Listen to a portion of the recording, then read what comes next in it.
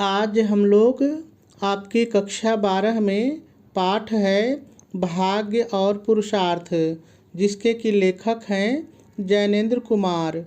आज हम लोग इस पाठ के इस गद्यांश पर आधारित आपकी बोर्ड की परीक्षा में पूछे जाने वाले संभावित प्रश्नों को हल करना सीखेंगे। देखिए, आपको पता है कि आपके बोर्ड के पेपर में इसी तरह से दो अलग अलग पाठ से दो गद्यांश दिए होते हैं। उनमें से कोई एक जो भी आपको सरल लगे हल करना होता है। देखिए, इस तरह से गद्यांश दिए रहते हैं और गद्यांश के नीचे इस तरह से 5 प्रश्न दिए रहते हैं। 5 ही प्रश्न रहेंगे, 5 से ज़्यादा किसी भी परिस्थिति में नहीं हो सकते हैं। और एक प्रश्न 2 नंबर का होता है। ये जो प्रश्न हैं, एक प्रश्न 2 नंबर के होते हैं। इस तरह से कुल मिलाकर के गद्यांश पर आधारित प्रश्न 10 नंबर के होते हैं। और देखिए, हम लोग बोर्ड की परीक्षा में एक एक नंबर के लिए फाइटिंग करते हैं, एक एक नंबर के लिए प्रयास करते हैं। ऐसे में ये 10 नंबर आपके लिए बहुत ही मायने रखता है। देखिए, यदि इन प्रश्नों की बात करें थोड़ा सा, तो आप ज़रा सा समझ लीजिए। देखिए, ये वाला प्रश्न और ये वाला प्रश्न लगभग आते ही आते हैं। ये वाला प्रश्न थोड़ा सा कभी कभी बदल देता है और कहता है उपर्युक्त गद्यांश का संदर्भ लिखिए। देखिए, जब संदर्भ लिखने के लिए कहता है तब भी आपको लेखक के नाम की और पाठ के नाम की आवश्यकता होती ही है, बस लिखने का थोड़ा सा अंतर होता है। तो कुल मिलाकर के ये प्रश्न भी आता है ज़्यादातर, और ये वाला तो आता ही आता है। ये तो फिक्स है कि आएगा ही आएगा। और जहाँ तक मुझे पता है कि यही प्रश्न आपको सबसे ज़्यादा परेशान करता है। क्यों? देखिए, इन सभी का उत्तर तो आपको गद्यांश में कहीं ना कहीं मिल जाता है। आप खोज करके थोड़ा इधर उधर करके आप लिख ही लेते हैं, कहीं कोई दिक्कत नहीं होती है। लेकिन ये जो रेखांकित अंश की व्याख्या है, इसमें कुछ चीज़ें तो हम गद्यांश की लाइन से ही ले लेते हैं और कुछ चीज़ें जो है हम लेखक की बात को सिद्ध करने के लिए अपनी तरफ से भी लिखते हैं, उदाहरण देते हैं। तो ये थोड़ा सा आपको परेशान करता है, लेकिन उतना कठिन नहीं होता है। बाकी देखिए, इन 3 प्रश्नों की बात करें तो ये निश्चित नहीं है कि कौन से आएंगे। जो मैंने लिया है ये भी आ सकते हैं और नहीं भी आ सकते हैं, क्योंकि एक गद्यांश पर बहुत सारे प्रश्न बन जाते हैं। अब पेपर बनाने वाला किस लाइन से प्रश्न बनाएगा किसी को नहीं पता है। हाँ, लेकिन इतना पता है कि सारे प्रश्नों के उत्तर आपको गद्यांश में मिल ही जाते हैं। ठीक है, तो चलिए सबसे पहले हम लोग इस गद्यांश को पढ़ते हैं और इसकी व्याख्या को थोड़ा बहुत समझ लेते हैं। फिर उसके बाद एक एक प्रश्न पढ़ेंगे और इनके उत्तर को लिखेंगे।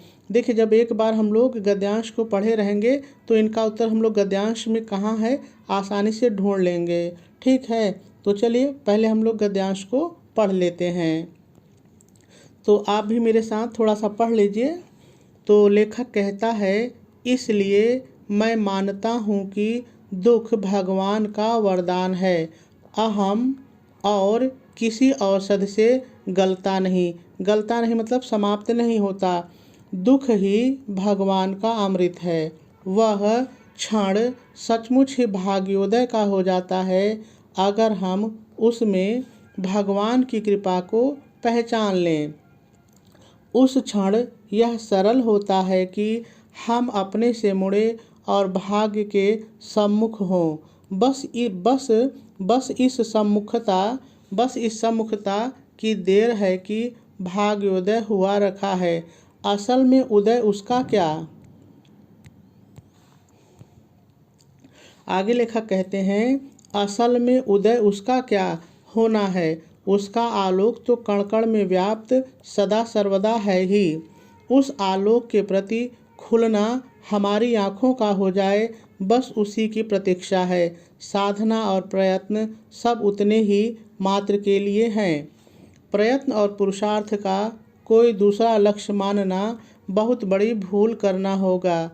ऐसी चेष्टा व्यर्थ सिद्ध होगी। ठीक है, चलिए अब हम लोग थोड़ा सा इसका गद्यांश का अर्थ भी समझ लेते हैं। तो देखिए, लेखक जैनेंद्र कुमार जी कहते हैं कि इसलिए मैं मानता हूँ कि दुख भगवान का वरदान है। देखिए, यदि आप ध्यान से देखेंगे तो आपको पता चलेगा कि ये वाक्य अधूरा है। लेखक किस लिए दुख को भगवान का वरदान मानता है ये पता ही नहीं चल रहा है। ऐसे में हमें व्याख्या करने में दिक्कत आती है। यदि ये वाक्य पूरे वाक्य में होता तो हमें कोई दिक्कत नहीं होती। इसीलिए मैं कहता हूँ कि जब भी कोई पाठ पढ़िए तो कम से कम 2 बार ज़रूर पढ़िए ताकि आपको उसका सारांश मालूम रहे। तो चलिए मैं थोड़ा सा बता देता हूँ कि इसके पहले क्या है, यानी इसके पहले कौन सी लाइन है, इसके ऊपर कौन सा गद्यांश आपकी किताब में है। तो देखिए, इसके पहले हम लोगों ने पढ़ा था कि उसमें लिखा हुआ है कि जब मनुष्य को सुख की प्राप्ति होती है, जब वह पूरी तरह से सुख में होता है, तो वह चाहता है कि लोग उसकी पूजा करें, लोग उसकी तारीफ करें। वो भगवान को भूल जाता है और अहंकार में, घमंड में डूब जाता है। लेकिन जैसे ही उस व्यक्ति के ऊपर दुख पड़ता है, जैसे ही वह दुखी होता है, वह भगवान को याद करने लगता है, भगवान की तरफ अपने मुख को मोड़ लेता है। इसलिए लेखक कहता है कि मैं मानता हूँ कि ये जो दुख है ये भगवान का वरदान है। बात समझ में आ गई होगी। चलिए आगे देखिए। आगे लेखक कहता है कि जो अहंकार है, अहंग मतलब अहंकार है, और किसी औषधि से गलता नहीं।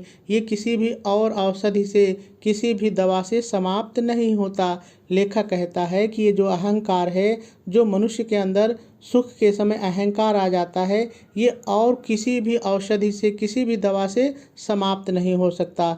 तो भैया समाप्त किससे होगा? दुख ही है जो उसे समाप्त करता है, उस अहंकार को ख़त्म करता है। इसलिए लेखक कहता है कि दुख ही भगवान का अमृत है, क्योंकि दुख के कारण ही हम भगवान को याद करते हैं। आगे लेखक कहता है वह क्षण सचमुच ही भाग्योदय का हो जाता है।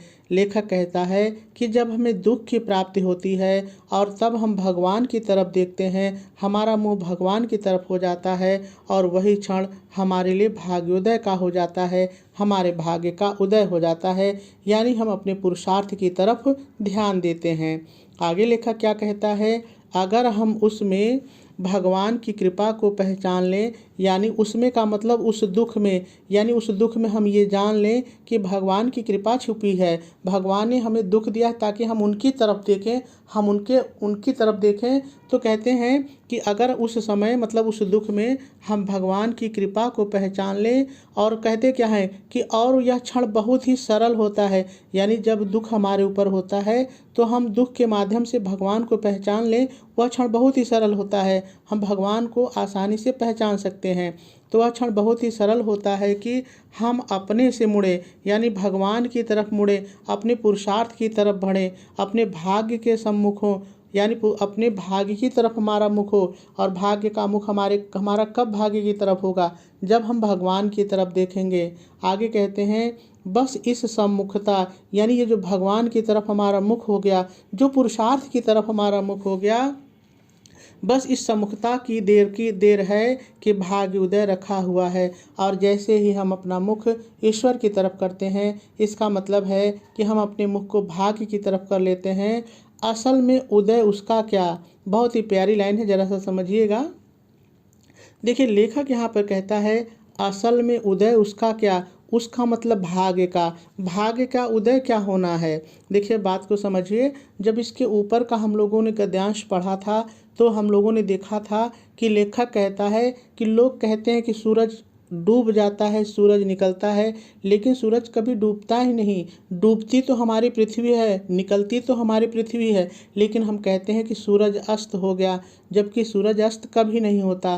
तो लेखक कहते हैं कि उसी तरह से हमारा भाग्य भी कभी अस्त नहीं होता, कभी भी वो डूबता नहीं है। बस होता क्या है कि हम अपने भाग्य की तरफ हम अपने मुख को नहीं करते, हम ईश्वर की तरफ अपने मुख को नहीं करते। देखिए आगे लेखक कहता है उसका आलोक तो कण कण में व्याप्त है, यानी उसका मतलब हमारे भाग्य का, हमारे भाग्योदय का, भाग्य का जो प्रकाश है, जो आलोक है, वो कण कण में व्याप्त है। देखिए जब कण कण में व्याप्त हो गया, इसका मतलब हमारा भाग्य ही ईश्वर है, क्योंकि ईश्वर भी कण कण में व्याप्त होता है। तो भाग्य की तुलना यहाँ पर ईश्वर से की जा रही है। तो कहते हैं कि जो भाग्य है उसका प्रकाश तो कण कण में व्याप्त है, सदा सर्वदा है, हमेशा से ही है। वह भाग्य जो है कभी भी अस्त होता ही नहीं। लोग कहते हैं ना कि आज मैं अभी मेरा भाग्य खराब चल रहा है, तो लेखक कहता है भाग्य तो अस्त होता ही नहीं, भाग्य तो खराब होता ही नहीं, बस हम उसकी तरफ पीठ कर लेते हैं, हम मुख करते ही नहीं। ठीक है, आगे लेखक क्या कहता है, उस आलोक के प्रति खुलना हमारी आँखों का हो जाए,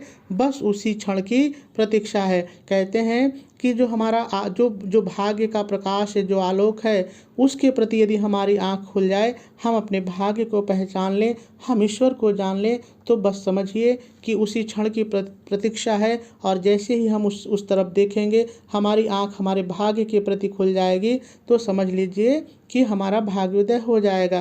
कहते हैं साधना और प्रयत्न सब उसके मात्र के लिए ही हैं। कहते हैं ये जो साधना है, ये जो साधना है, ये जो हम प्रयास करते हैं, ठीक ये सारी चीज़ें मात्र उतने के लिए है भैया। उतने के लिए का मतलब क्या, भाग्योदय के लिए है। ये सारे प्रयास, ये सारे हमारे पुरुषार्थ सब भाग्योदय के लिए होते हैं।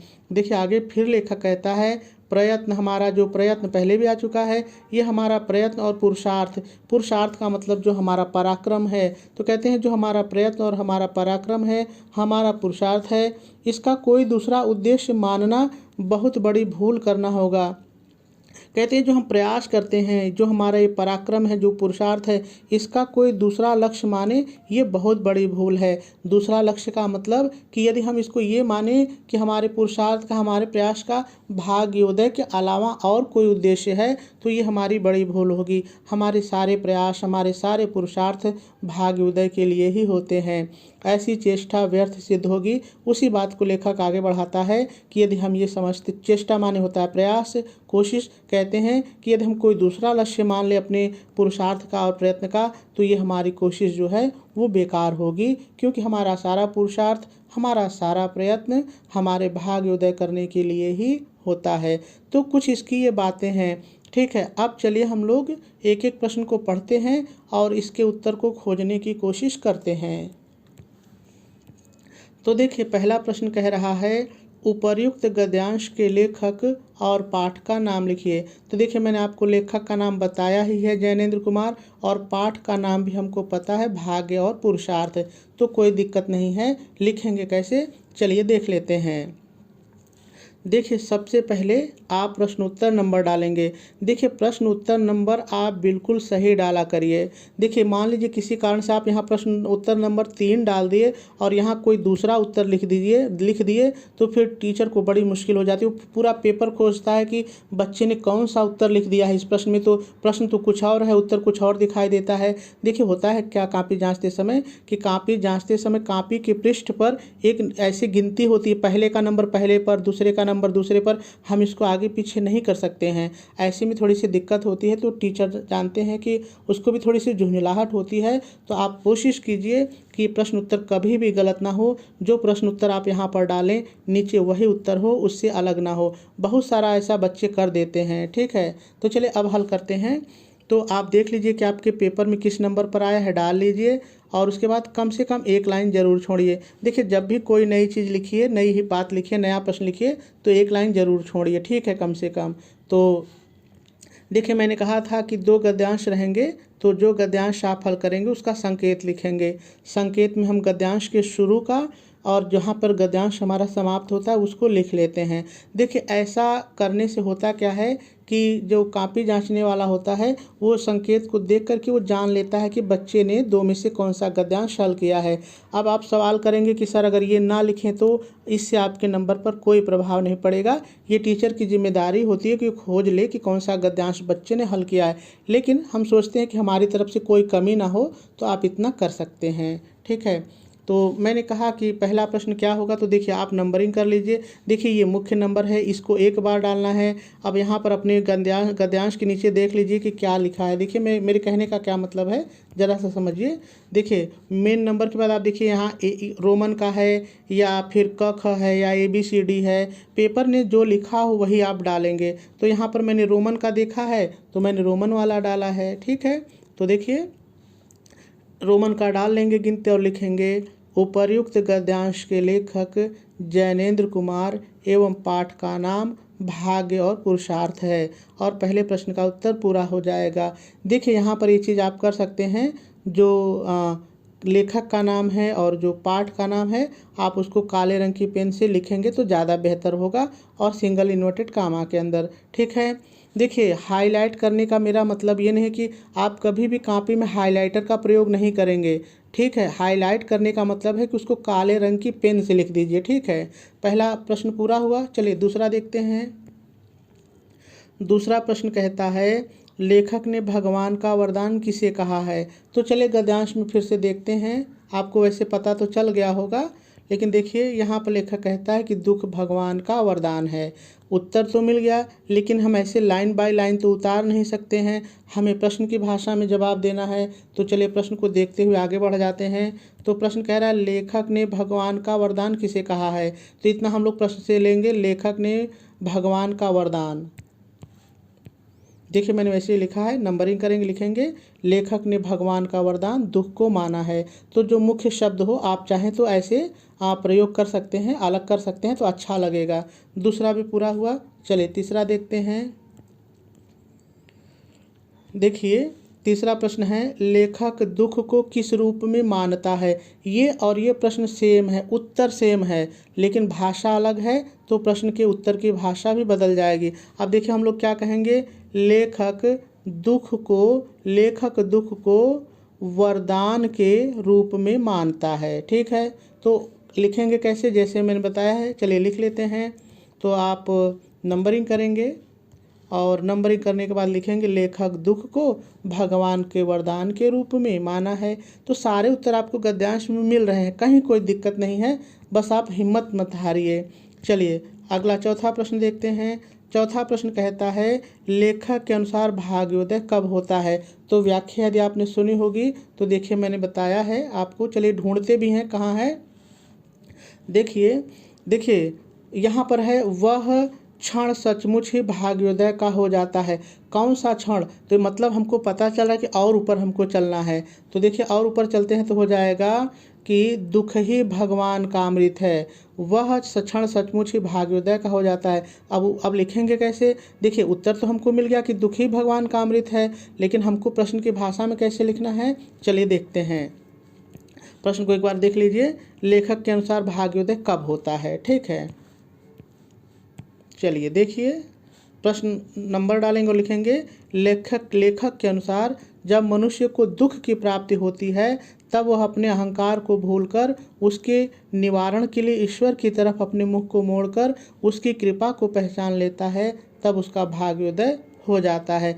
देखिए उत्तर लिखने के आपके कई तरीके हैं। आप चाहें तो केवल इतना भी लिख सकते हैं, लेखक के अनुसार जब मनुष्य को दुख की प्राप्ति होती है तब वह अपने मुख को ईश्वर की तरफ करता है और जो है उसका भाग्योदय हो जाता है। लेकिन हम थोड़ा सा बढ़ा के लिखे हैं ताकि हमारा उत्तर थोड़ा सा और अच्छा लगे। तो उत्तर लिखने के आपके अपने तरीके हो सकते हैं। ठीक है, बस बात नहीं बदलनी चाहिए।